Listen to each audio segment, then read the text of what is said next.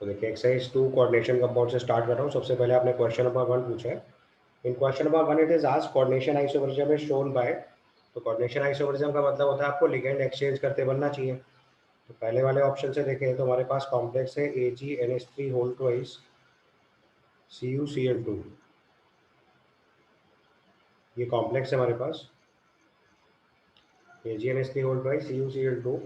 तो अगर हम यहाँ पे इस पर +1 चार्ज ले लें और यहाँ -1 चार्ज ले लें तो यहाँ पे सिल्वर का ऑक्सीजन स्टेट +1 आ जाएगा और कॉपर का ऑक्सीजन स्टेट भी +1 आ जाएगा।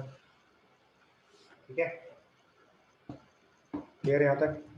आप क्या करो, आप इसके लिगेंड एक्सचेंज कर दो। लिगेंड एक्सचेंज करोगे तो ये हो जाएगा CuNH3 whole twice plus and AuCl2 minus. ये भी कॉम्प्लेक्स पॉसिबल है। ये कोऑर्डिनेशन आइसोमरिज्म हो गई, इसका मतलब ये आंसर है। इसका अगला वाला केस चेक करेंगे, बी ऑप्शन। उसमें एल्यूमिनियम और कोबाल्ट की ऑक्सीजन स्टेट चेक करो पहले। तो इट इज AlH2O होल 6। तो उसको अगर 3+ लिख दे तो एल्यूमिनियम का ऑक्सीजन स्टेट 3 हो जाएगा एंड कोबाल्ट CN6 इसकी ऑक्सीजन स्टेट लिखेंगे तो ये भी 3+ हो गया, तो 3 चार्ज हो जाएगा। अब आप कोई भी लिगेंड एक्सचेंज कर दो। तो let's say I right AlH2O whole 5 Cn। तो उस पर देखो 2+ चार्ज आ जाएगा और इधर हो जाएगा AlCN5H2O। तो उस पर देखो 2- चार्ज आ जाएगा। इसका मतलब ये कोऑर्डिनेशन आइसोमर बन जाएगा। वैसे और भी एक्सचेंज करोगे तो ये भी सही आ जाएगा। तो इसका अगला केस चेक करो, सी वाला ऑप्शन। सी में फिट है FeNH3 whole 6 whole twice PtCN6 whole thrice, ऐसे लिखा हुआ है। तो उसका मतलब अगर हम इसको ऑक्सीजन स्टेट के साथ लिखें तो ये हो जाएगा FeNH3 होल 6 3+ एंड PtCN6 2- ये फॉर्म हो गई। ऑक्सीजन स्टेट चेक करोगे तो यहाँ पे आयरन का ऑक्सीजन स्टेट देखो 3 हो गया, प्लेटिनम का ऑक्सीजन स्टेट 4 हो गया, राइट। अब आपने लिगेंड एक्सचेंज करा सपोज करो। तो हमने सपोज करो Cn को पहले वाले ब्रैकेट में लाए तो ये बन जाएगा FeNH3 होल 5 Cn 2+ और ये बन गया PtCN5NH3 माइनस। तो अब इसका फॉर्मूला लिखोगे तो ये बनेगा FeNH3 whole 5 Cn into PtCN5NH3 whole twice. अब देखो मॉलिक्यूलर फॉर्मूला ही बदल गया। तो इन दोनों के देखो मॉलिक्यूलर फॉर्मूला ही डिफरेंट है, तो ये दोनों आइसोमर नहीं है। तो केवल इतना नहीं देखना होता है कि लिगेंड एक्सचेंज हो पा रहा है या नहीं हो पा रहा है।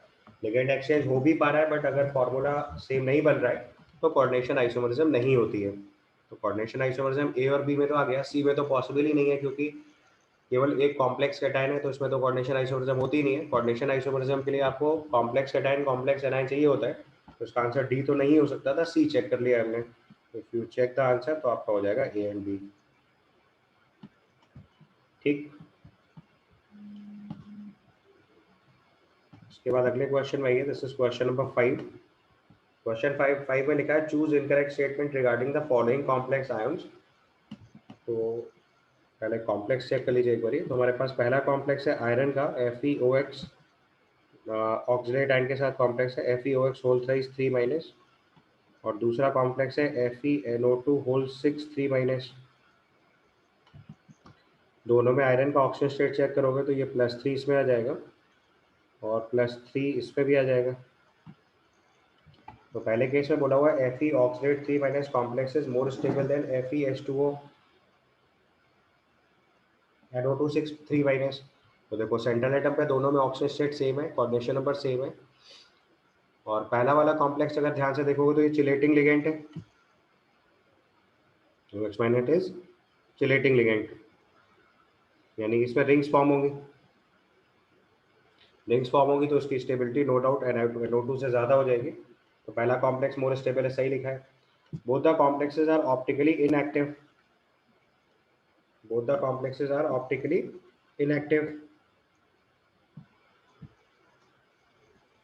तो दूसरा वाला तो सिंपल है, उसमें तो प्लेन ऑफ सिमेट्री आ जाएगी।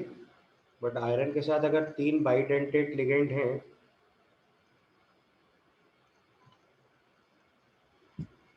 ये थोड़ा चेक करना पड़ेगा, रुक जाओ। उसके बाद नेक्स्ट लिखा है both follow Sidgwick's effective atomic number rule and both are paramagnetic. तो उसमें अगर तीनों बाइडेंटेड लिगेंड है तब तो ये ऑप्टिकली एक्टिव आना चाहिए था। ऐसे होगा, ऑक्सीडेट लिगेंड ऐसे लिखेंगे, यस सर। ये फॉर्म बनेगी, ये आपकी ऑप्टिकली एक्टिव फॉर्म हो जाएगी। तो सेकेंड फॉर्म ऑप्टिकली इनएक्टिव है, पर फर्स्ट फॉर्म तो ऑप्टिकली एक्टिव होगी। इसके बाद लिखा है both follow Sidgwick's effective atomic number rule. तो अगर इसका इफेक्टिव एटॉमिक नंबर निकालेंगे तो यहाँ से आयरन का एटॉमिक नंबर 26, ऑक्सीजन स्टेट 3 और 12 इलेक्ट्रॉन ऐड हो जा रहे हैं, क्योंकि एग्जैक्ट कोऑर्डिनेशन नंबर 6 है बेसिकली। तो ये आपका 35 आ जाएगा। तो effective atomic number rule follow नहीं कर रहा है। एंड बोथ आर पैरामैग्नेटिक, ये सही बैठ रहा है, क्योंकि दोनों ही केस में Fe3+ फॉर्म है। तो Fe3+ फॉर्म में अगर कॉन्फ़िगरेशन लिखेंगे हम लोग, in case of Fe3+ form configuration will be certainly 3d5। तो अब इसमें दिमाग खर्च करने की जरूरत है ही नहीं, इलेक्ट्रॉन पेयर हो या ना पेयर हो, हर हालत में एक अनपेयर्ड इलेक्ट्रॉन तो बचेगा ही। तो ये पैरामैग्नेटिक डेफिनेटली होगा। तो इसका मतलब इसका आंसर रिपोर्ट करेंगे तो स्टेटमेंट ए और डी करेक्ट हो जाएगा। इसका आंसर हो जाएगा ए एंड डी। उसका आंसर चेंज कर लीजिएगा, इसमें इनकरेक्ट स्टेटमेंट पूछा है, ए डी करेक्ट है, तो इनकरेक्ट के हिसाब से इसका आंसर बी एंड सी लिखेंगे। ठीक है, तो क्वेश्चन नंबर 5 का आंसर बी एंड सी हो गया। उसके बाद नेक्स्ट क्वेश्चन पूछा है, क्वेश्चन नंबर 7। सेवंथ क्वेश्चन में देखो ब्रिजिंग लिगेंड लगा है, इसका आईयूपीएसी नेम लिखना है। तो एक तो एथिलीन डाइमाइन हमारे पास बिस फॉर्म में लगा हुआ है, तो दो एथिलीन डाइमाइन है तो बिस लिख लेंगे। और दो OH ग्रुप जो है वो हमारे हाइड्रोक्साइड आयन जो है वो ब्रिजिंग लिगेंड है। तो बस आंसर से ही चेक कर लो। पहला केस लिखा है bis ethylene diamine cobalt 3 di mu hydroxido, bis ethylene diamine cobalt 3 ion एकदम सही लिखा हुआ है। उसके बाद di mu hydroxido tetrakis ethylene diamine di cobalt ion, ये भी सही है। हम चाहे तो मैंने बोला था दोनों सेंटर एटम को क्लब करके भी लिख सकते हैं। तीसरे केस में लिखा है डाई म्यू हाइड्रोक्साइडो बिस, फिर बिस एथिलीन डाइमाइन कोबाल्ट 3 आयन, ये भी सही है। दो बार बिस यूज करके भी वही चीज मतलब निकला है। लास्ट ऑप्शन में लिखा है bis mu hydroxido bis ethylene diamine cobalt 2 ion, ये भी सही लिखा हुआ है। उसके सारे केस ही सही हैं, ऑल आंसर्स करेक्ट हो जाएंगे। आप कोई कंफ्यूजन हो तो बोलो। उसी बात को अलग अलग तरीके से लिखा जा रहा है। हम लोग बिस एथिलीन डाइमाइन कोबाल्ट 3 दो बार लिख सकते हैं, दोनों बिस को क्लब करके टेट्रा किस 4 बार में वही बात हो जाएगी अपने आप ही। या फिर बिस दो बार लिख दो तो वही दो लिगेंड दो बार काउंट कर लेंगे। और म्यू हाइड्रोक्साइडो भी दो बार है, तो अगर बिस के साथ उसको ब्रैकेट के अंदर लेंगे तो उसको भी दो बार पढ़ लेंगे। तो ऑटोमेटिकली सेम फार्मूला बनेगा हर केस में। All answers are correct. अब एक बार चेक कर लीजिए, तो इसमें एक मिसप्रिंट है, ये कोबाल्ट है, ये CO लिखा है ना, इसमें स्मॉल ओ होना चाहिए था। ये सही कर लीजिएगा, मुझे आई होप आप समझ ही गए होंगे। कार्बन मोनोऑक्साइड नहीं हो सकता, ये कोबाल्ट होगा, ऑक्सीजन छोटा करना होगा। मिसप्रिंट है वो, तो इट शुड बी कोबाल्ट। ठीक है, उसके बाद क्वेश्चन नंबर 9 पूछा है आपने। 9 में पूछा है which of the following will have two stereo isomeric forms. तो आपको स्टीरियो आइसोमेरिक फॉर्म 2 चेक करनी है, इसका मतलब आपको उसमें geometrical and optical isomerism check कर डालो। सबसे पहला वाला फॉर्म चेक करेंगे तो उसमें देखो एक तीन तीन लिगेंड कॉमन है, तो इसका मतलब इसमें फेशियल एंड मेरिडियनल फॉर्म बनेगा। तो नाइन्थ का अगर हम ए स्ट्रक्चर चेक करेंगे तो उसमें फेशियल और मेरिडियनल फॉर्म बनेंगे, तो दो फॉर्म बन जाएंगे, समझ गए, बनाने की जरूरत तो है नहीं। फेशियल एंड मेरिडियनल दो फॉर्म बनेंगे, तो उसने बोला दो स्टीरियो आइसोमेरिक फॉर्म, तो ये आंसर हो गया। इसका अगला वाला केस देखो तो उसमें आयरन के अंदर दो बाइडेंटेड लिगेंड है, सॉरी आयरन के अंदर तीनों बाइडेंटेड लिगेंड है, तो ये ऑप्टिकल एक्टिविटी शो करेगा। तो इसमें इसका सिस ट्रांसफॉर्म जरूर बनेगा। तो बी वाला option check, sorry cis trans बोला, उसके इनैंशियोमेरिक पेयर बन जाएंगे, क्योंकि ये Fe ऑक्सीलेट के साथ बनाएंगे तो इनैंशियोमेरिक पेयर बन जाएगा। तीन डिफरेंट लिगेंड अगर हम अप्लाई करते हैं, बाइडेंटेड लिगेंड किसी भी सेंट्रल एटम के साथ, 3+ ऑक्सीजन स्टेट इसकी है, ये प्लस इसका इनैंशियोमर, उसमें भी दो बन जाएंगे। इसके अगले वाले केस में चेक करोगे तो पहले सिस ट्रांस बनेगा और सिस फॉर्म ऑप्टिकली एक्टिव होगी।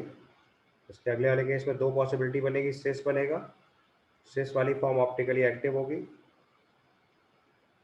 क्योंकि दो बाइडेंटेड लिगेंड और दो मोनोडेंटेड लिगेंड लगे, और इसकी ट्रांसफॉर्म एग्जिस्ट करेगी, तो टोटल तीन आइसोमर हो जाएंगे। And the same situation is D option also, उसमें भी जो सिस फॉर्म होगी वो ऑप्टिकली एक्टिव हो जाएगी और उसकी ट्रांसफॉर्म भी एग्जिस्ट करेगी।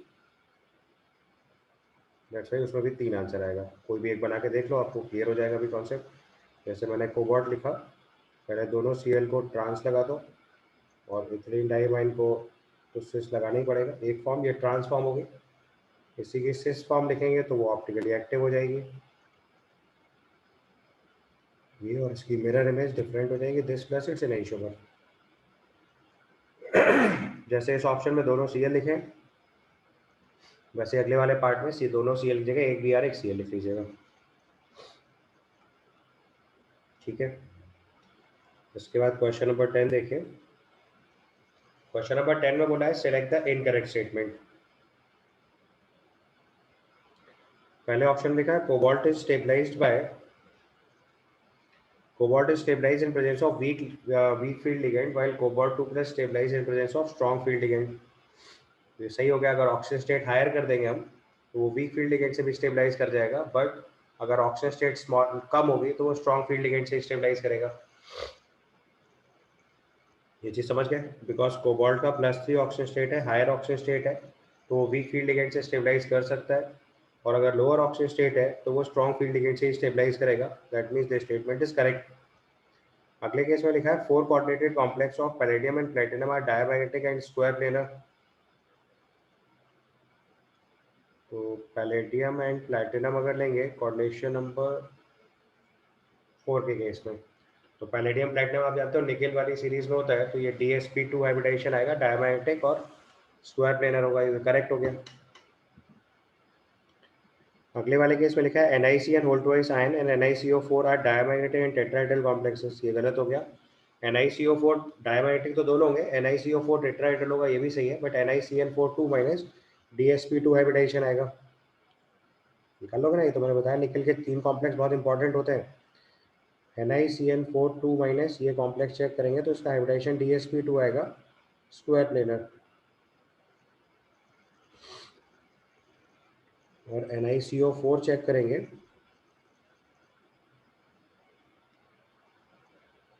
ये sp3 आएगा टेट्राहेड्रल।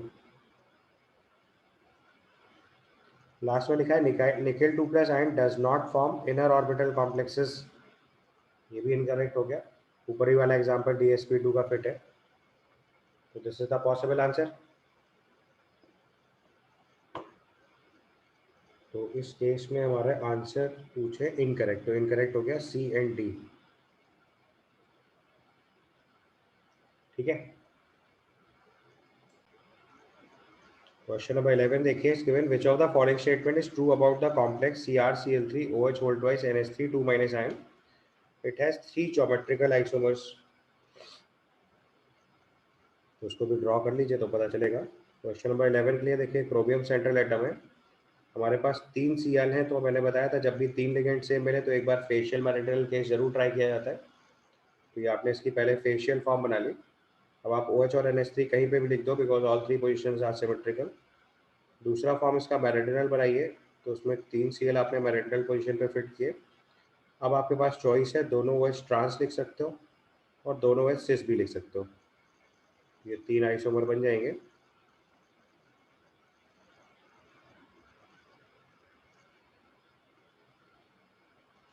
ठीक है, तो उसने बोला it has 3 geometrical isomers, correct हो गया। अगले स्टेट में लिखा है only one space isomer is optically active and remaining are inactive.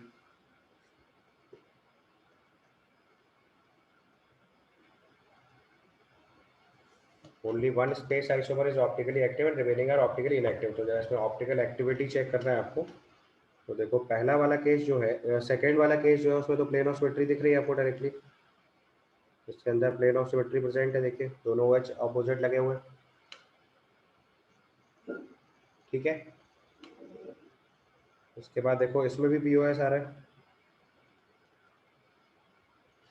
Cl और अमोनिया को एक प्लेन में ले लो तो Cl और OH अपोजिट हो गए। और इसमें भी देखो दोनों Cl ऑपोजिट लगे हुए हैं यहाँ पे, तो ये अमोनिया, ये Cl, ये OH और ये OH, ये प्लेन में ले लो तो दोनों Cl ऑपोजिट कट जाएंगे, तो इससे भी प्लेन ऑफ सिमेट्री आ जाएगी, मतलब इसमें कोई भी ऑप्टिकली एक्टिव फॉर्म नहीं है। This also carries plane of symmetry, तो इसका मतलब इसका स्टेटमेंट भी इनकरेक्ट हो गया। सी में लिखा है देयर आर 4 स्पेस आइसोमर्स, ये भी गलत हो गया। Magnetic moment of the complex is 3.89 bore magneton. ये चेक करना पड़ेगा। तो पहले आप क्रोमियम का ऑक्सीजन स्टेट निकालो इसमें। So in this case your chromium oxygen state is 3+, 3 2 5, yes. तो ये क्रोमियम 3+ हो गया। क्रोमियम 3+ है तो क्रोमियम का कॉन्फ़िगरेशन होता है 3d5 4s1, ये 3d3 आ जाएगा। तो अब चाहे स्ट्रॉन्ग फील्ड लिगेंड हो चाहे वीक फील्ड लिगेंड हो, आपको बताया था D3 कॉन्फ़िगरेशन में पेयरिंग करानी ही नहीं होती। तो तीनों इलेक्ट्रॉन अनपेयर्ड होंगे, उसका मैग्नेटिक मोमेंट निकालेंगे तो आ जाएगा √15 बोर मैग्नेट्रॉन विच इज 3.89। तो उसके करेक्ट स्टेटमेंट पूछे गए हैं तो आंसर हो जाएगा A एंड D। ठीक है। नेक्स्ट क्वेश्चन नंबर 12 में देखो, इस given which of the following is correct about tetraammine dithiocyanato S cobalt 3 tris oxalate cobaltate 3। तो देखो पहले आप इस कॉम्प्लेक्स का जरा फॉर्मूला लिखो। तो उसने एक तो टेट्रामाइन लिख रखा है, डाइथायोसाइनेटो दे रखा है, मतलब 2 HCl लिगेंड है और 4 अमाइन लिगेंड है कोबाल्ट के साथ। तो कोबाल्ट के साथ 4 अमोनिया लिगेंड लिखे हमने और 2 HCl लिगेंड लिखे। कोबाल्ट का ऑक्सीजन स्टेट +3 है तो उस पर नेट चार्ज +1 बचेगा जो कि HCl माइनस होता है। दूसरे वाले केस में लिखा हुआ है ट्रिस ऑक्सलेट कोबाल्ट 3। तो कोबाल्ट के साथ ऑक्सलेट बाइडेंटेट लिगेंड ले रखे 3 और कोबाल्ट का ऑक्सीजन स्टेट +3 है तो ये 3- हो जाएगा। इसके ऑक्सीजन स्टेट +3 है, 6- चार्ज है तो टोटल 3- चार्ज बाहर आना चाहिए। यहाँ कोबाल्ट +3 ऑक्सीजन स्टेट है तो नेट चार्ज +1 बनना चाहिए। अब अगर आप इसका फॉर्मूला लिखेंगे तो क्रॉस मल्टीप्लाई करेंगे तो 3 आएगा इस तरफ, तो CONH3 whole 4 HCl whole twice के बाहर 3 और COOH होल थ्राइस, ये फॉर्मूला बनेगा। तो पहले स्टेटमेंट लिखा है which is the correct about, तो पहला फॉर्मूला लिखा है वो इनकरेक्ट लिखा है। It is a chelating complex and shows linkage isomerism, बिल्कुल सही है। यहाँ पे देखो ऑक्सलेट आयन जो है वो चिलेटिंग है और HCl माइनस की वजह से लिंकेज आइसोमरिज्म आ जाएगी। इट शोज ऑप्टिकल आइसोमरिज्म, ये भी सही है क्योंकि कोबाल्ट के साथ यहाँ देखो 3 बाइडेंटेट लिगेंड लगे हुए हैं, it will show optical isomerism. And will show GI, वो भी सही है। इसके पहले वाले कॉम्प्लेक्स को देखो, उसमें 4 अमोनिया और 2 HCl है तो उसमें सिस ट्रांसफॉर्म आ जाएगी। इसका मतलब उसके करेक्ट स्टेटमेंट आंसर हो गया B, C एंड D। समझ गए। फॉर्मूला लिखते टाइम बहुत ध्यान देना होता है, ऑक्सीजन स्टेट चार्जेस एकदम परफेक्टली लिखे जाते हैं। ठीक है। चलो उसके बाद क्वेश्चन नंबर 13। क्वेश्चन नंबर 13 में लिखा है match the complexes with one with the information of the two. तो देखो सबसे पहले टेट्रामाइन कॉपर सल्फेट है, ये आपको पता है DsP2 स्क्वायर प्लेनर होता है। तो सीधे सीधे रिजल्ट है, मैं डायरेक्ट लिखे देता हूँ। पहला वाला कॉम्प्लेक्स आप जानते हो CuNH3 whole 4 SO4H tetraammine copper sulphate, standard complex है DsP2 स्क्वायर प्लेनर, उसका आंसर हो गया PS। दूसरा वाला केस प्लेटिनम है। प्लेटिनम के केस में चाहे स्ट्रॉन्ग फील्ड लिगेंड हो चाहे वीक फील्ड लिगेंड हो, ये प्लेटिनम 2+ फॉर्म है, ये हमेशा स्क्वायर प्लेनर कॉम्प्लेक्स ही बनेगा। तो इसका आंसर भी DsP2 स्क्वायर प्लेनर हो गया, ये भी PS हो गया।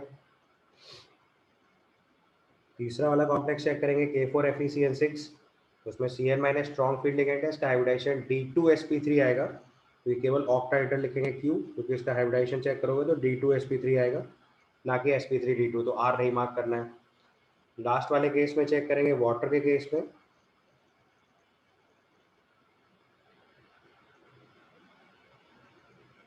तो FeH2 होल 6 Cl3 है, तो आयरन यहाँ पे +3 ऑक्सीजन स्टेट में आ जाएगा और वाटर हमारे लिए मॉडरेट फील्ड लिगेंड है, तो ये ऑक्टाहेड्रल कॉम्प्लेक्स बनेगा। ठीक है।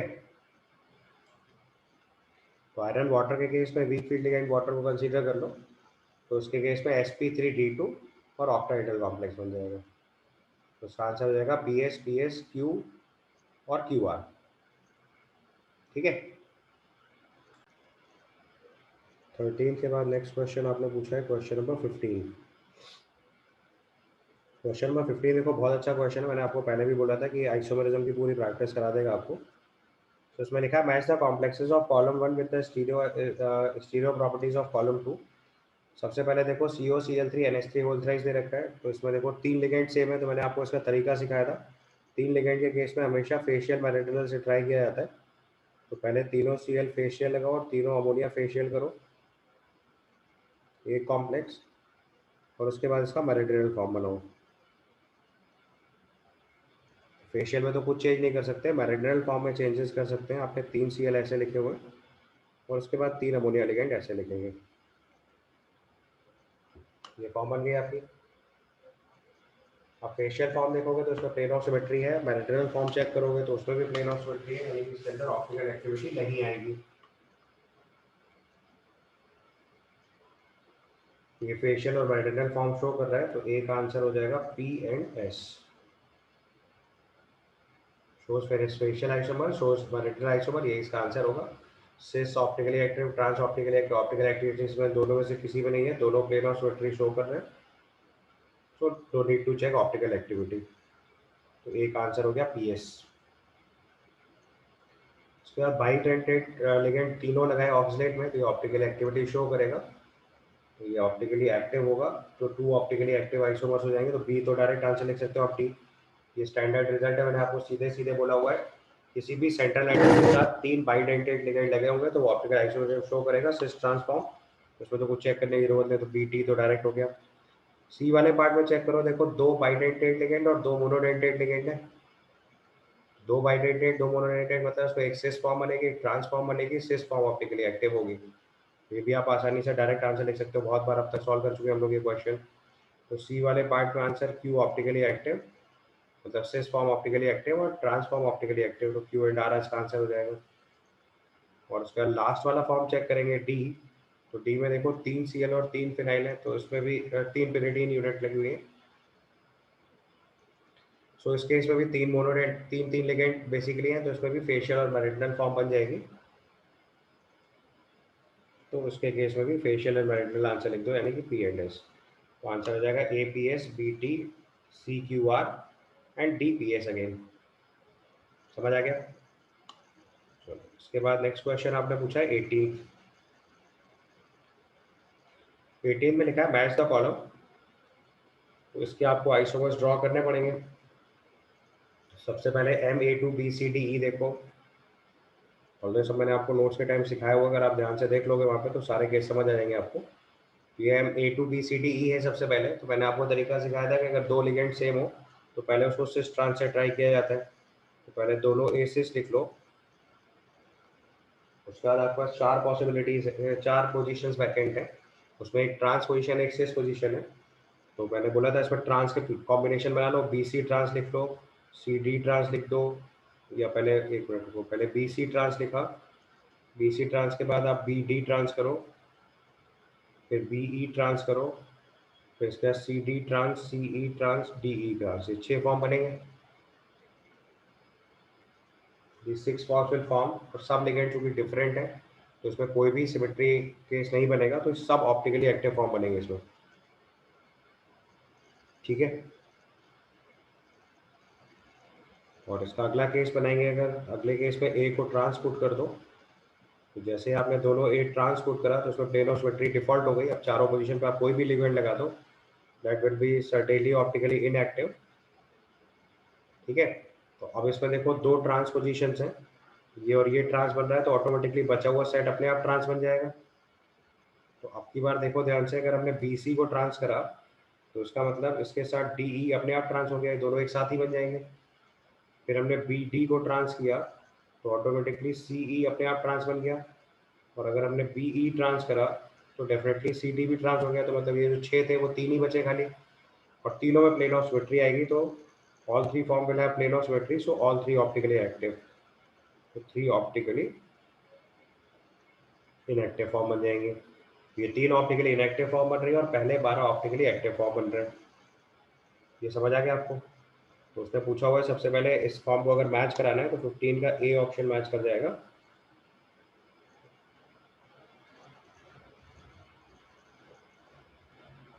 इसके फॉर्म चेक करो तो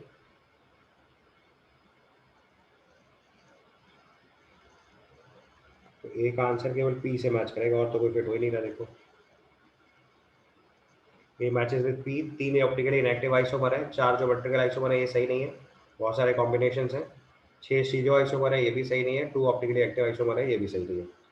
दूसरे पार्ट में चेक करो Ma2B2C2। उसके केस में भी मैंने आपसे बताया था कि अगर आइसोमर्स बनाते हैं तो उसमें भी पहले कॉम्बिनेशन में बनाओ। तो कॉम्बिनेशन में क्या करा, पहले मैंने दोनों ए सिस रख लिए। तो उस केस में देखो बी सी ट्रांस लगा सकते हैं और बी बी ट्रांस लगा सकते हैं और सी सी ट्रांस लगा सकते हैं। 3 फॉर्म तो ये बनेंगे। और उसके बाद वाले केस में अगर आपने दोनों ए ट्रांस कर दिए तो दोनों बी ट्रांस रख सकते हो, तो दोनों सी अपने आप ट्रांस बन जाएंगे। तो यहाँ दोनों बी ट्रांस रख सकते हैं और बी और सी ट्रांस रख सकते हैं। तो दोनों बी ट्रांस रखेंगे तो ऑटोमेटिकली दोनों सी ट्रांस हो जाएंगे, और बी सी ट्रांस रखोगे तो दूसरा वाला बी सी भी अपने आप ट्रांस बन जाएगा। इतना समझ गए पहले? आप देखो जो इसमें भी ए ए ट्रांस लगा रखा है, इन दोनों फॉर्म में प्लेन ऑफ सिमेट्री आएगी, ऑप्टिकल इनएक्टिविटी डायरेक्ट बन गई। ठीक है।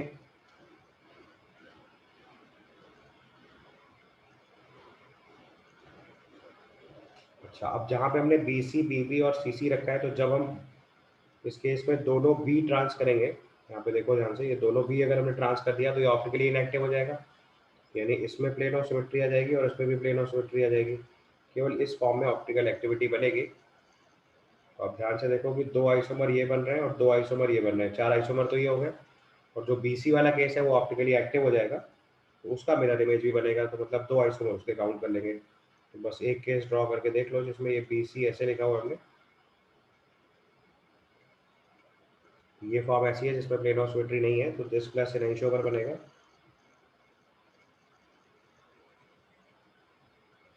तो टोटल 6 आइसोमर हो गए, या बेटर टू से 6 स्टीरियो आइसोमर हो गए। और 6 स्टीरियो आइसोमर्स में से 2 ऑप्टिकली एक्टिव हैं और 4 ऑप्टिकली इनएक्टिव हैं।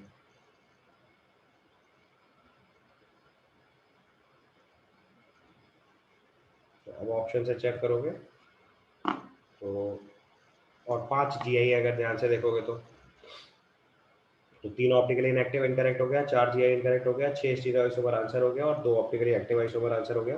तो बी का आंसर लिखेंगे तो आ जाएगा आर एंड एस। ठीक है। उसके बाद ऐसे सी ऑप्शन चेक करो। सी में Ma3BCD है। तो पहला ऑप्शन तो ये है कि तीनों जैसे 3 लिगेंड सेम मिलेंगे तो फेशियल मैरिटल से ट्राई करते हैं। तो पहले तीनों फेशियल बनाया, तो BCD कहीं पे भी रख दो, एक ही आइसोमर बनने वाला है, इसमें दूसरी फॉर्म बनेगी नहीं। और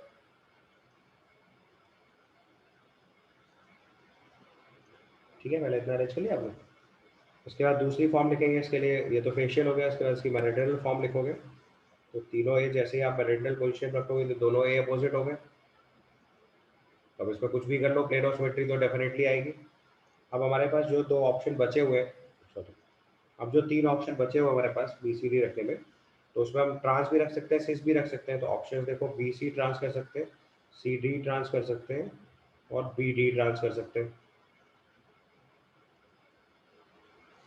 ठीक है। तो ये 3 ट्रांसफॉर्म बन जाएंगे और ये तीनों में प्लेन ऑफ सिमेट्री आएगा डेफिनेटली। तो ये तीनों ऑप्टिकली इनएक्टिव फॉर्म हो गए। ठीक है। इसके बाद ये 4 GI बन रहे हैं। 4 GI बनने के बाद जो ये वाली फॉर्म है ये ऑप्टिकली एक्टिव होगी, क्योंकि उसमें देखो कोई सिमेट्री नहीं बन रही। तो ये ऑप्टिकली एक्टिव है तो उसका एनेंशियोमेरिक फॉर्म भी एग्जिस्ट करेगा। तो टोटल 5 स्टीरियो आइसोमर हो गए। ठीक है। तो 3 ऑप्टिकली इनएक्टिव फॉर्म है, 4 ज्योमेट्रिकल आइसोमर है और 2 ऑप्टिकली एक्टिव फॉर्म है। तीनों बातें मैच कर रही हैं। तो इसका आंसर अगर रिपोर्ट करेंगे तो हो जाएगा PQ&S। स्टीरियो आइसोमर केवल 5 है तो आर से नहीं मैच करेगा। इसका लास्ट ऑप्शन डी चेक कर लो। उसमें देखो एक बाइडेंटेड लिगेंड है विच इज AB और बाकी 4 मोनोडेंटेड लिगेंड है। तो CCDD ऐसे फिट कर दो एक फॉर्म। पहले दोनों C ट्रांस करेंगे, उसके बाद दोनों D ट्रांस कर सकते हो, फिर CD ट्रांस कर सकते हो। ये मतलब टेक्निकली 3 फॉर्म हो गए। तो उसको मतलब ध्यान से लिख लो। और चूंकि इसमें ये बाइडेंटेड लिगेंड में भी दोनों साइड डिफरेंट है, इसलिए इनके रिस्पेक्ट में भी कॉन्फ़िगरेशन चेंज किया जा सकता है।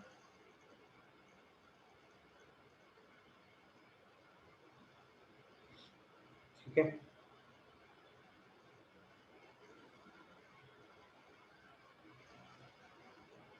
एक फॉर्म ये बन गई, इसके बाद इसकी अगली फॉर्म लिख लो, इसमें दोनों डी ट्रांस कर लो पहले।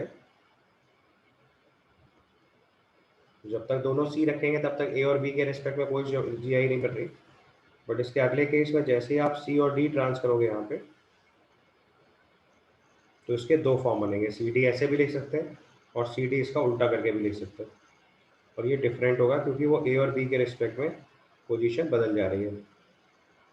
ये देखो इसके टोटल 4 जी आई बने। इन 4 जी आई में पहले दो वाले फॉर्म में तो प्लेन ऑफ सिमेट्री है, और उसके बाद वाले दोनों फॉर्म में कोई सिमेट्री नहीं आ रही है। तो this carries plane of symmetry, this carries plane of symmetry, तो ये ऑप्टिकली इनएक्टिव फॉर्म हो गए और ये दोनों ऑप्टिकली एक्टिव फॉर्म हो गए। तो टोटल 6 स्टीरियो आइसोमर हो गए।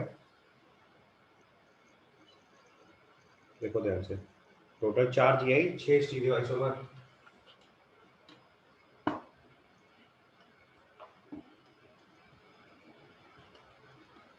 और 4 ऑप्टिकली एक्टिव आइसोमर और 2 ऑप्टिकली इनएक्टिव आइसोमर, अगर पूरी बात लिखनी है तो इसके बेसिस पे अगर इसका आंसर लिखेंगे तो D matches with Q and R. अब आप पूरा केस मैच करा के देख लीजिए, आपका पूरा सवाल कंप्लीट हो गया। चलो इसके बाद 18 के बाद नेक्स्ट क्वेश्चन हमें डील करना है, क्वेश्चन नंबर 20।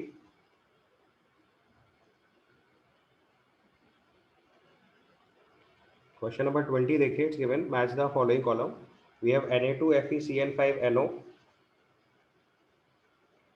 तो हमारे पास कंपाउंड है Na2FeCN5NO। तो इस केस में आपको पता है कि हम आयरन का ऑक्सीजन स्टेट अगर चेक करेंगे तो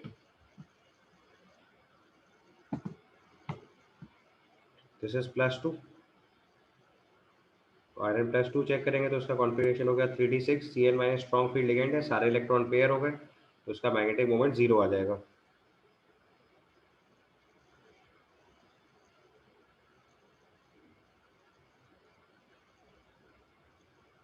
ये समझ गए।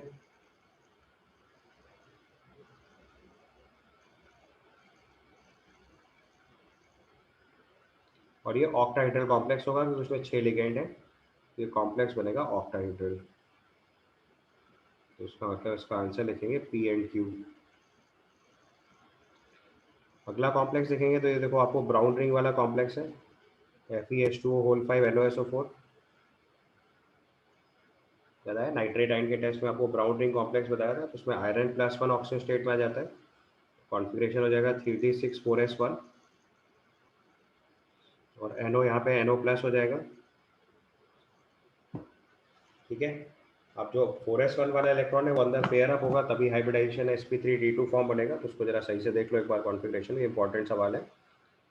ये हमारे पास d6 कॉन्फ़िगरेशन है और ये एक 4s में इलेक्ट्रॉन है, तो वाटर इसको पेयर करा देगा अंदर जाके, बाकी इलेक्ट्रॉन्स पेयर नहीं हो पाएंगे क्योंकि बहुत स्ट्रॉन्ग फील्ड लिगेंड्स नहीं है।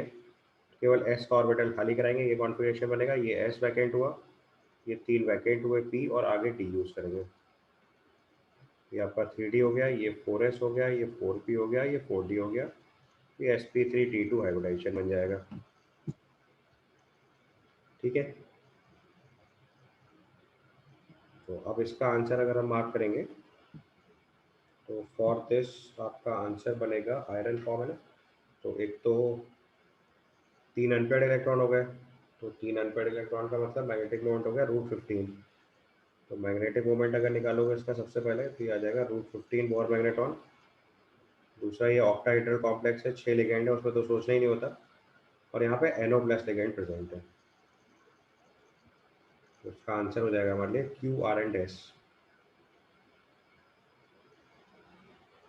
ठीक है। इसके बाद तीसरा कॉम्प्लेक्स चेक करेंगे AgCl2-, तो इसमें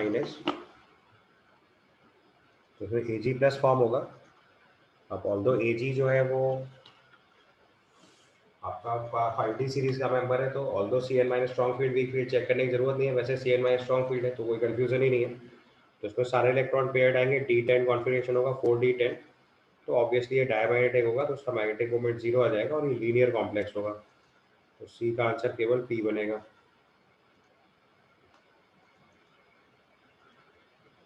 और लास्ट में डी ऑप्शन चेक करेंगे तो इट इज K4FeCN6। तो K4FeCl6 में आयरन +2 फॉर्म में होगा और ये 3D6 कॉन्फ़िगरेशन होगा। Cl minus strong field ligand है इसलिए मैग्नेटिक बॉन्ड 0 हो जाएगा और ये ऑक्टाहेड्रल कॉम्प्लेक्स बनेगा। ठीक है, तो इसका आंसर अगर लिखेंगे तो ये हो जाएगा P एंड Q। तो इसका आंसर एक बार पूरा चेक कर लीजिए। पहले वाले पार्ट का आंसर हो गया PQ, दूसरे वाले पार्ट के लिए आंसर हो गया आपका QRS, तीसरे वाले पार्ट के आंसर हो गया P और चौथे वाले पार्ट के आंसर हो गया PQ। है, इसके बाद नेक्स्ट क्वेश्चन देखिए। This is question number 28। 28 में लिखा है for a given metal M3 plus coordination number is 6, then for which set of ligands complex will be more stable. तो देखो कॉम्प्लेक्स की स्टेबिलिटी किस बात से डिसाइड करते हैं?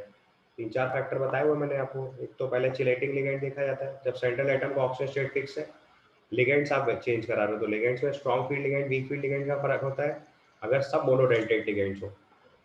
बट अगर मोनोडेंटेट वाला कॉन्सेप्ट नहीं है तो फिर चिलेशन का बहुत इंपॉर्टेंट रोल होता है, जो जिसमें चिलेशन की सबसे ज़्यादा पॉसिबिलिटी होगी बनी कि, और चिलेशन में भी बताया था कि जिसमें 5 मेंबर रिंग बनती है वो ज़्यादा स्टेबल होते हैं।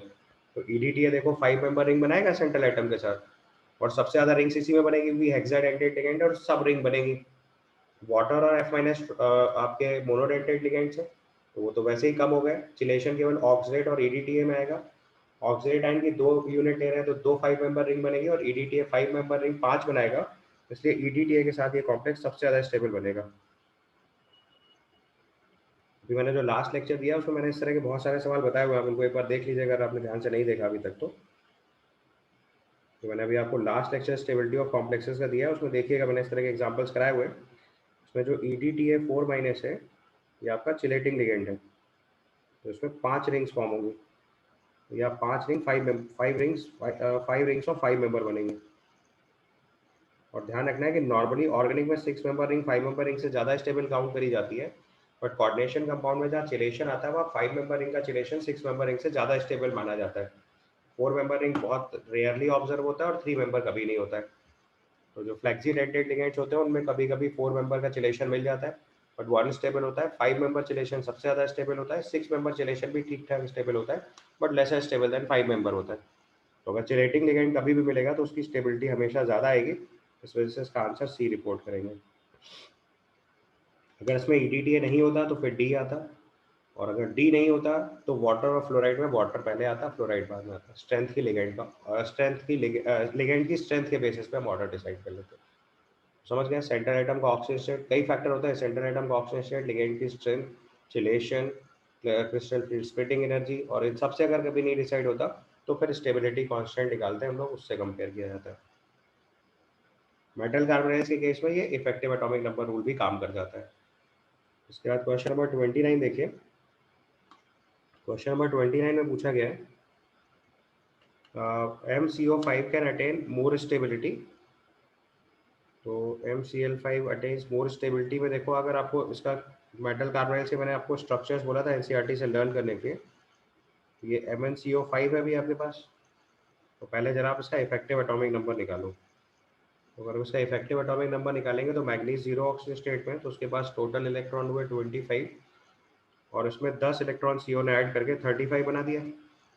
अब आपको बताया था कि मेटल कार्बोनाइड्स की स्टेबिलिटी बढ़ जाती है अगर वो effective atomic number rule follow कर जाए। इसका मतलब अगर इसका इफेक्टिव एटॉमिक नंबर 35 से 36 पहुंच जाए तो ये मोर स्टेबल हो जाएगा। ठीक है, तो इसका मतलब अगर इसको एक इलेक्ट्रॉन गेन करा दें तो स्टेबलाइज कर जाएगा। तो एक इलेक्ट्रॉन गेन करने से स्टेबिलिटी बढ़ेगी, तो gain of electron is reduction. तो पहला स्टेप तो हो गया रिडक्शन। दूसरा अगर आपको याद हो तो इसका जब हमने NCERT में स्ट्रक्चर याद करवाया था तो ये Mn2CO10 होता है, यानी कि इसका डाइमराइजेशन जो है वो इसको स्टेबलाइजेशन देता है। तो उसका आंसर हम लोग डी रिपोर्ट कर देंगे, both B and C. So Mn2CO10 exist करता है इसलिए MnCO5 डाइमराइज करके अपनी स्टेबिलिटी गेन करेगा। ठीक है,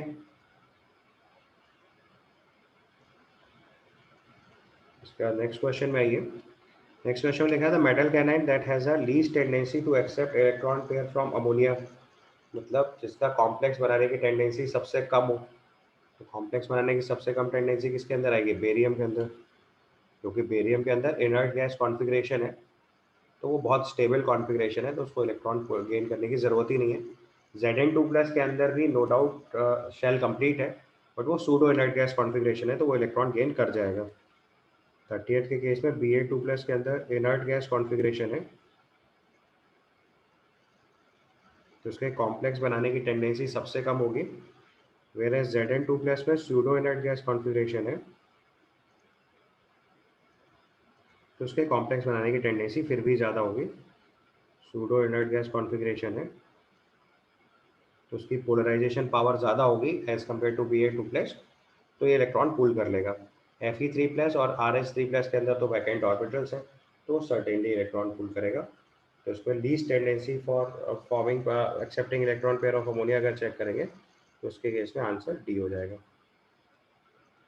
अगर इसी में कोई अल्कली मेटल लिखा होता तो उसकी टेंडेंसी इससे भी कम होती है। एल्कलाइन अर्थ मेटल्स तो कुछ कॉम्प्लेक्सेस बनाते भी हैं, अल्कली मेटल्स तो कॉम्प्लेक्स बनाते ही नहीं है, राइट।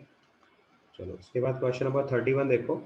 31 में लिखा है tetrahedral complexes which is diamagnetic but coloured, KMnO4 सबसे स्टैंडर्ड एग्जांपल। और KMnO4 नहीं है तो K2CrO4 दूसरा ऑप्शन, तो इसका आंसर बी हो जाएगा।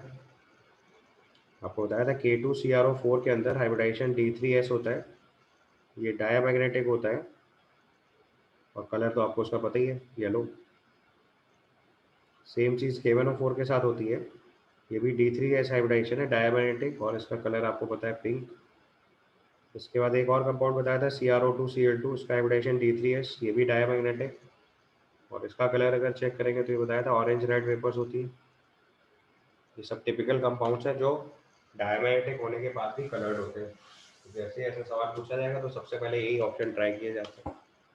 बाकी चेक करोगे तो आसानी से समझ जाओगे। NiCl4 पैरामैग्नेटिक है, MnCO4 2- ये भी पैरामैग्नेटिक आ जाएगा, क्योंकि MnO4 2- है अगर, तो यहाँ पे Mn6+ फॉर्म हो गया तो उसमें 3d1 कॉन्फ़िगरेशन आ जाएगा, तो एक अनपेड इलेक्ट्रॉन आएगा, तो ये पैरामैग्नेटिक हो जाएगा। एंड सिमिलरली CdCN2- चेक करेंगे तो ये डायमैग्नेटिक आ जाएगा, और शायद कलरलेस भी होगा जहाँ तक मुझे लगता है। उसका कलर मुझे एग्जैक्ट नहीं पता, बट बी श्योर शॉट पता है, K2CrO4 येलो कलर होता है, D3S हाइब्रिडाइजेशन डायमैग्नेटिक, तो अगर सिंगल करेक्ट है तो उसका आंसर बी रिपोर्ट कर देंगे। हो सकता है कैडमियम का साइनाइड कॉम्प्लेक्स शायद कलरलेस ही होता होगा, सॉल्युबल कॉम्प्लेक्स होगा, वो सही बोलते हैं। डी वाला ऑप्शन सॉल्युबल कॉम्प्लेक्स, अगर आपको क्वालिटेटिव एनालिसिस के टाइम पे याद आए तो मैंने बताया था एक्सेस ऑफ KCl में कैडमियम साइनाइड का प्रेसिपिटेट डिसॉल्व कर जाता है, CdCl4 2- सॉल्युबल कॉम्प्लेक्स है, तो फिर वो भी डाउट खत्म हो गया, तो उसका आंसर बी आ जाएगा। उसके बाद क्वेश्चन नंबर 32 देखो। 32 में लिखा है the incorrect statement about NiCO4, the bond order of CO in the complex is less than the bond order of CO molecule. तो आपको बताया था सिनर्जिक बॉन्डिंग होती है NiCO4 पे, सिनर्जिक बॉन्डिंग की वजह से जो प्योर CO का ट्रिपल बॉन्ड करेक्टर है वो तो खत्म हो ही जाता है। अगर NiCO4 की बॉन्डिंग चेक करेंगे तो निकल के साथ ये कार्बन मोनोऑक्साइड है, इधर एक सिंगल बॉन्ड है और इधर एक पाई बॉन्ड ऐसे बन रहा है, ये अरेंजमेंट है इसके अंदर। तो यहाँ पे देखो अगर डबल बॉन्ड करेक्टर आ रहा है तो ऑटोमेटिकली यहाँ का ट्रिपल बॉन्ड करेक्टर वीक करेगा, तो इसका मतलब जो CO का एक्चुअल बॉन्ड ऑर्डर है, तो bond order of CO in the complex is less than the bond order of CO molecule, एकदम सही है। The complex is diamagnetic and DsP2 hybridization, यही गड़बड़ हो गया। इसके केस में आपको बताया इसका हाइब्रिडाइजेशन sp3 आता है, और ये टेट्राहेड्रल डायमैग्नेटिक है, sp3 टेट्राहेड्रल डायमैग्नेटिक। उसके बाद लिखा है the bond order of NiCO bond is greater than 1, ये सही है, सिनर्जिक बॉन्डिंग है तो पाई बॉन्ड करेक्टर जरूर आएगा। The complex cannot act as an oxidizing or reducing agent according to Sidgwick's effective atomic number rule, ये भी सही है। इसका इफेक्टिव एटॉमिक नंबर निकालेंगे तो ये आ जाएगा 28 + 8 36 आ रहा है, तो ये Sidgwick's effective atomic number rule follow कर रहा है, तो इसका ऑक्सीडेशन या रिडक्शन दोनों ही पॉसिबल नहीं है, ये इसी फॉर्म में स्टेबल हो जाएगा। तो इसका आंसर अगर हम रिपोर्ट करेंगे तो इनकरेक्ट स्टेटमेंट पूछा गया, बी आंसर हो जाएगा। देखो अभी तो मैं आपको सवाल समझा रहा हूँ, उसकी हर बात बता रहा हूँ, आपको आंसर लिखना था तो उसमें पहले ही क्लू में आपको क्लिक करना चाहिए था कि NiCO4 DsP2 नहीं होता है, और वहीं से आपको आंसर तक पहुंच जाना था। इसके बाद अगले क्वेश्चन में आओ, दिस इज क्वेश्चन नंबर 35। 35 में लिखा है which of the following pair both the complexes have same geometry but different hybridization. इसका भी स्टैंडर्ड आंसर है NiCO4 Ni2 NiCl4 2 दोनों सॉरी मेरी फॉल्ट। NiCO4 जो है उसने बोला both the complexes have same geometry but different hybridization. तो हमें ज्योमेट्री सेम लानी है और हाइब्रिडाइजेशन डिफरेंट करना है। ओके, तो उसको एक बार चेक करिए पहले। तो देखो आपको हमें सेम ज्योमेट्री चाहिए और डिफरेंट हाइब्रिडाइजेशन चाहिए, तो ऐसे केस में हमेशा ऑक्टाहेड्रल कॉम्प्लेक्स चेक करना चाहिए, क्योंकि ऑक्टाहेड्रल कॉम्प्लेक्स में DsP2 और sp3d2 दोनों ही केस में ऑक्टाहेड्रल ज्योमेट्री आती है। अदरवाइज हाइब्रिडाइजेशन के साथ ज्योमेट्री चेंज हो ही जाएगी। अगर हाइब्रिडाइजेशन डिफरेंट होगा तो ज्योमेट्री डिफरेंट आ ही जाएगी। केवल यही एक केस है जहाँ पे sp3d2 और d2sp3 हाइब्रिडाइजेशन होने के बावजूद भी दोनों ही शेप ऑक्टाहेड्रल, दोनों ज्योमेट्री ऑक्टाहेड्रल होती है। यानी कि आपको कोऑर्डिनेशन नंबर 6 का केस चेक करना चाहिए था, तो उसका आंसर डायरेक्टली बी लिख सकते हैं। बाकी अगर चेक करना है तो देखो NiCl4 जो है, NiCl4 में देखो sp3 हाइब्रिडाइजेशन आएगा, NiCl4 2 माइनस में DsP2 आएगा, तो पहला टेट्राहेड्रल दूसरा स्क्वायर प्लेनर। अगले वाले केस में मैंने चेक ही कर दिया पहले ही आपको। कोबाल्ट फ्लोराइड के साथ तो sp3d2 बनेगा और कोबाल्ट अमोनिया के साथ d2sp3 बनेगा। NiCO4 sp3 हाइब्रिडाइजेशन टेट्राहेड्रल होगा। NiCl4 2 minus DsP2 square planar होगा। Copper tetraammine sulphate CuNH3 2 plus DsP2 square planar है और NiST6 2 प्लस sp3d2 ऑक्टाहेड्रल है। तो शेप और ज्योमेट्री सब हाइब्रिडाइजेशन और ज्योमेट्री हर केस में डिफरेंट है। और बी एक ऐसा केस है जहाँ ज्योमेट्री दोनों की ऑक्टाहेड्रल है, हाइब्रिडाइजेशन sp3d2 और d2sp3 रिस्पेक्टिवली है, इसलिए इसका आंसर बी लिख देंगे। उसके बाद क्वेश्चन नंबर 37 देखो, it is asked how many stereo isomers are possible for PtBrCl ammonia hold twice. तो उसमें देखो 4 लिगेंड्स का केस है। प्लैटिनम के केस में हमेशा स्क्वायर प्लेनर कॉम्प्लेक्स बनेगा, इसमें कभी कंफ्यूजन होने नहीं होता है। 4D 5D सीरीज के साथ सारे लिगेंड स्ट्रॉन्ग फील्ड लिगेंड ही होते हैं। तो प्लेटिनम के केस में हमारे पास पहले 2 अमोनिया को सिस रख लो, तो ऑब्वियसली Br और Cl भी सिस हो जाने। उसके बाद प्लेटिनम के केस में दोनों अमोनिया को ट्रांस कर दो, तो दोनों अमोनिया ट्रांस कर देंगे तो Cl और Br भी ट्रांस हो जाएगा। उसके बाद अमोनिया के रिस्पेक्ट में Br ट्रांस तो हम लोग एक बार लिख चुके हैं, यहाँ पे देखो Br और Cl दोनों ट्रांस हो चुके हैं। और मेरी समझ से बस यही 2 आइसोमर बनेंगे और तो कोई बन ही नहीं रहा, तो इसका आंसर 2 हो जाएगा सिंपली। आप और सारे केस ट्राई कर लो और कोई पॉसिबिलिटी लिखी ही नहीं जा सकती, तो 37 का आंसर 2 हो जाएगा। नेक्स्ट केस में लिखा है the crystal field stabilizing energy of MnH2O whole 6 2 plus is. तो यहाँ पे जरा मैग्नीज का केस लिखिए सबसे पहले। तो मैग्नीज का ऑक्सीजन स्टेट यहाँ पे +2 है। मैग्नीज ऑक्सीजन स्टेट +2 होने का मतलब 3D5 कॉन्फ़िगरेशन है।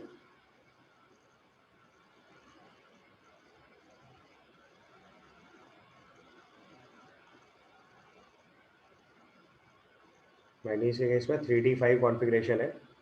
3D5 कॉन्फ़िगरेशन के केस में वाटर जो है वो वीक फील्ड लिगेंड की तरह ट्रीट करेंगे, तो उसका कॉन्फ़िगरेशन बनेगा T2G3 और Eg2, क्योंकि वीक फील्ड लिगेंड में पहले इलेक्ट्रॉन हायर एनर्जी लेवल में जाएगा, बाद में पेयरिंग होगी। तो अगर आप इसकी CFSE कैलकुलेट करेंगे तो ये 0 आ जाएगी। ठीक है, क्योंकि 3 इलेक्ट्रॉन T2G में जाने के बाद 2 इलेक्ट्रॉन Eg में जाएंगे, तो दोनों की एनर्जी कैंसिल हो जाएगी। उसके बाद क्वेश्चन नंबर 39 में देखो, it's given delta O less than P the electronic arrangement of the metal atom ion of the complex में D4 कॉन्फ़िगरेशन। तो 34 में देखो delta O less than P है, यानी कि पहले pairing sorry delta O less than pairing है, मतलब इलेक्ट्रॉन पहले हायर एनर्जी लेवल में जाएगा फिर पेयरिंग करेगा, तो उसका कॉन्फ़िगरेशन बनेगा T2G3 Eg1। समझ गए, तो x की वैल्यू 3 आ जाएगी। उसके बाद क्वेश्चन नंबर 40 देखो, it's given how many geometrical isomers are possible for this complex.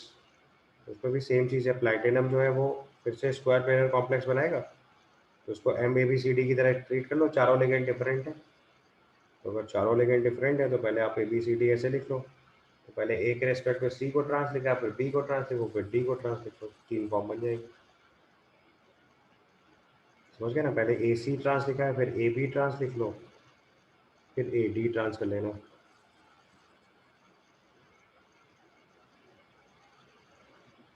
फिर 3 GI होगा। तो आंसर इसका 3 हो जाएगा। ठीक है, ये आपकी एक्सरसाइज 2 कंप्लीट हो गई।